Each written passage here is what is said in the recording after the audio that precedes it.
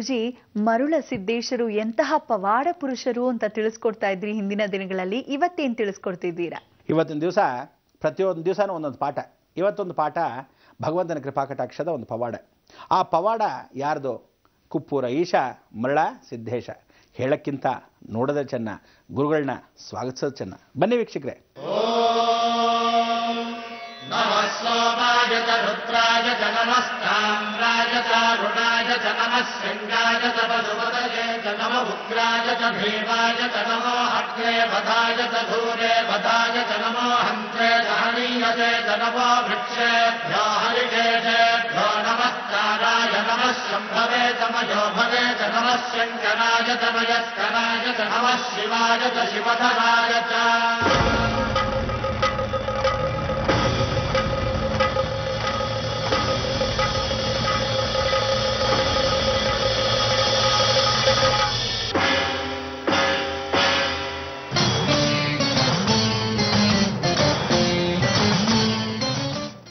ಬಹಳ ಸಂತೋಷ.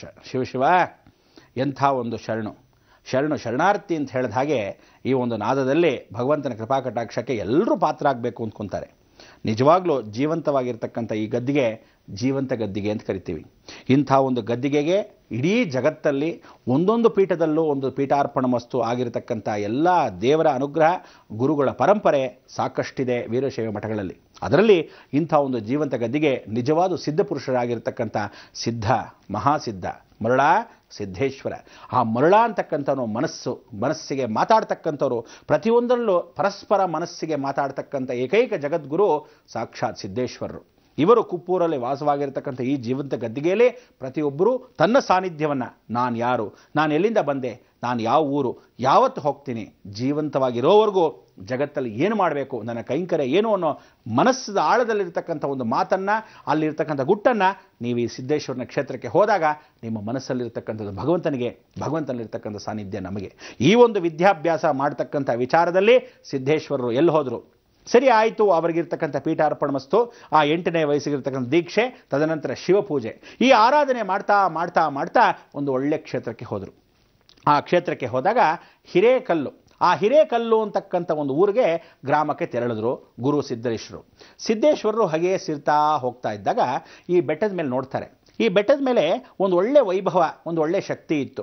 ಆ ಶಿವನು ಸಾಕ್ಷಾತ್ ಶಿವನೇ ನಾಟ್ಯ ಮಾಡಿರ್ತಕ್ಕಂಥ ಕ್ಷೇತ್ರವೇನೋ ಅನ್ನೋ ಭಾವನೆ ಇತ್ತು. ಇಲ್ಲ ಅಕಸ್ಮಾತ್ ಪಾರ್ವತಿ ದೇವಿ ವಿಶೇಷವಾಗಿ ಕೂತಿದ್ಲೇನೋ, ಆ ಭಾವನೆಯಲ್ಲಿ ಪಾರ್ವತಿ ಪರಮೇಶ್ವರ ಭೂ ಸ್ಪರ್ಶ ಮಾಡಿದ್ರೇನೋ ಅನ್ನೋ ಭಾವನೆ.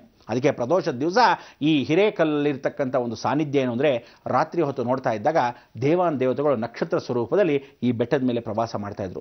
ಬೆಳಗಿನ ಜಾವದಲ್ಲಿ ಶಿವನ ದರ್ಶನವಾಗ್ತಾ ಇತ್ತು ಆ ನಂದೀಶ್ವರನಿಗೆ. ಅಂಥ ಒಂದು ಸಾನ್ನಿಧ್ಯ. ಸರಿ, ಈ ಬೆಟ್ಟವನ್ನು ನಾವು ತುಳಿಬೋದಾ ಬೇಡವಾ ಅಂತ ನೋಡಿ ಆ ಸ್ಪರ್ಶವನ್ನು ಮಾಡ್ತಾರೆ. ಸಾಕ್ಷಾತ್ ನಂದೀಶ್ವರ ಆ ಸ್ಪರ್ಶವನ್ನು ಮಾಡಿದ ಹಾಗಿತ್ತು. ಅಂದರೆ ನಂದೀಶ್ವರ ತಾನು ಬೆನ್ನನ್ನು ಹಾಕಿ ಶಿವನು ತಾನು ನಾಟ್ಯವನ್ನು ಮಾಡ್ತಕ್ಕಂಥ, ಓಹೋ ಇದು ನನ್ನ ಭಾವನೆ, ನನ್ನ ದೇಹ, ನನ್ನದೇ ಆಗಿರ್ತಕ್ಕಂಥ ಆಕಾರ. ಬಹಳ ಸಂತೋಷ ಅಂತ ಹೇಳಿ ಆ ಸಿದ್ದೇಶ್ವರರು ಹೀಗೆ ಆ ಬೆಟ್ಟದ ಮೇಲೆ ನಡ್ಕೊತಾ ಹೋದರು. ಗುಡ್ಡವಾಗಿರ್ತಕ್ಕಂಥದ್ದು ಬೆಟ್ಟ, ವಿಶಾಲವಾಗಿರ್ತಕ್ಕಂಥ ಹರಡಿರ್ತಕ್ಕಂಥ ಜಾಗ ಹಿರೇಕಲ್ಲು. ಈ ಹಿರೇಕಲ್ಲು ಅನ್ನೋ ಜಾಗದ ಮೇಲೆ ಹೋಗಿ ಕೂತ್ಕೊಂಡು ತಪಸ್ಸನ್ನು ಮಾಡೋಣ ಅಂತ ಹೇಳಿ ಆ ತಪಸ್ಸನ್ನು ಕೈಂಕರ್ಯವನ್ನು ಗೂಡ್ತಾರೆ. ಎಲ್ಲ ಬಹಳ ಶ್ರದ್ಧಾಭುಕ್ತವಾಗಿ ಪೂಜೆಯನ್ನು ಮಾಡ್ತಾ ಇದ್ದಾರೆ. ಆ ಪೂಜೆ ಪುನಸ್ಕಾರಕ್ಕೆ ಮಾಧ್ಯಾಹ್ನಿಕ ಸಂಧ್ಯಾ ವಂದನೆ ಕಾರ್ಯಕ್ರಮ. ಆ ಮಾಧ್ಯಾಹ್ನದಲ್ಲಿ ಊಟಕ್ಕೆ ಮೊದಲು ಪೂಜೆ ಪುನಸ್ಕಾರ.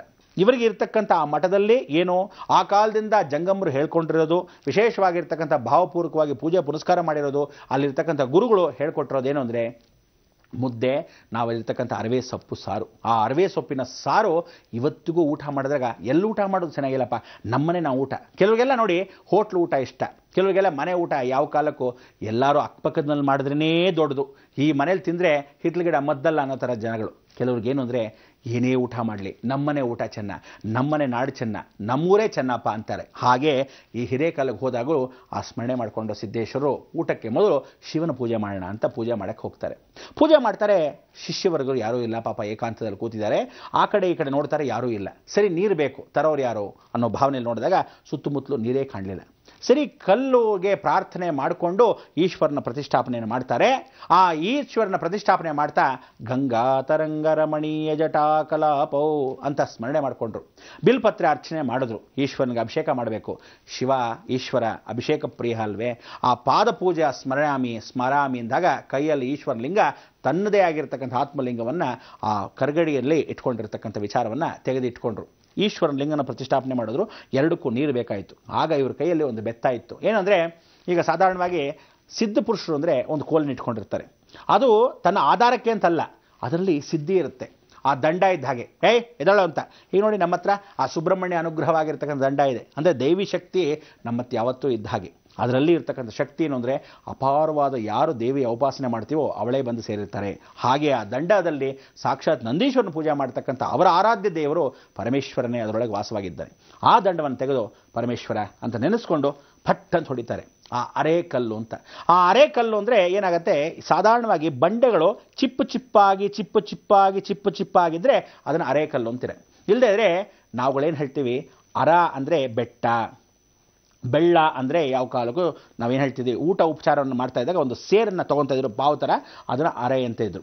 ಆ ಅರೆ ಮೇಲಿರ್ತಕ್ಕಂಥ ಬಳ್ಳ ಅಂತಕ್ಕಂಥದ್ದು ಮೇಲ್ಭಾಗ ಇರ್ತಕ್ಕಂಥದ್ದು. ಊಟ ಮಾಡುವಾಗ ಯಾವತ್ತೂ ಒಂದು ಬಳ್ಳ ಅರೆದು ಹಾಕಿ, ಊಟವನ್ನು ಹಾಕಿ, ಯಾವತ್ತೂ ಅಳೆದು ಹಾಕಿ ಅಂತಿದ್ರು. ಆ ಬಳ್ಳ ಅರೆ.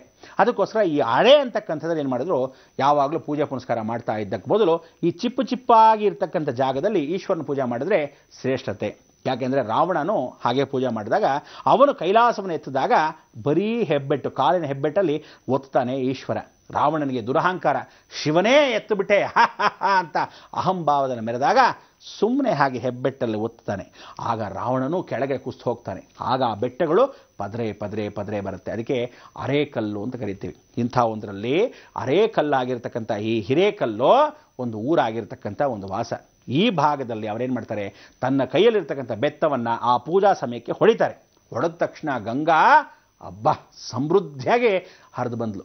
ಇವತ್ತಿಗೂ ಜೀವಂತವಾಗಿ ತಾವೆಲ್ಲ ಆ ಹಿರೇಕಲ್ಲು ಗ್ರಾಮಕ್ಕೆ ಹೋದಾಗ ಆ ಕ್ಷೇತ್ರದಲ್ಲಿ ಇವತ್ತು ಜೀವಂತವಾಗಿರ್ತಕ್ಕಂಥ ಗದ್ದಿಗೆ ಹೇಗಿದೆಯೋ ಅಷ್ಟೇ ಸತ್ಯವಾಗಿರ್ತಕ್ಕಂಥ ಅವರ ಬೆತ್ತದಲ್ಲಿ ಹೊಡೆದಿರ್ತಕ್ಕಂಥ ಅರೇಕಲ್ಲಲ್ಲಿ ಅಲ್ಲಿರ್ತಕ್ಕಂಥ ನೀರು ಜಲ ಸಮೃದ್ಧಿಯಾಗಿ ಈಶ್ವರನ ಪೂಜೆ ಇವತ್ತು ತನಗೆ ತಾನಾಗೇ ಮಾಡ್ತಾ ಇದೆ.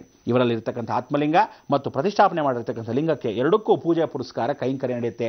ಇವತ್ತು ಯಾರು ಅಲ್ಲಿ ಜಂಗಮರೋ, ಯಾರು ಶಿವಾರಾಧಕರೋ, ಯಾರ್ಯಾರು ಪೂಜೆಯನ್ನು ಮಾಡ್ತಾರೋ, ಮಾಧ್ಯಾಹ್ನಿಕ ಪೂಜೆ, ಬೆಳಗ್ಗೆ ಪೂಜೆ, ಸಂಧ್ಯಾಕಾಲದ ಪೂಜೆ, ಆ 3 ಹೊತ್ತು ಪೂಜೆ ಮಾಡ್ತಕ್ಕಂಥ ಒಂದು ವಿಶೇಷತೆ.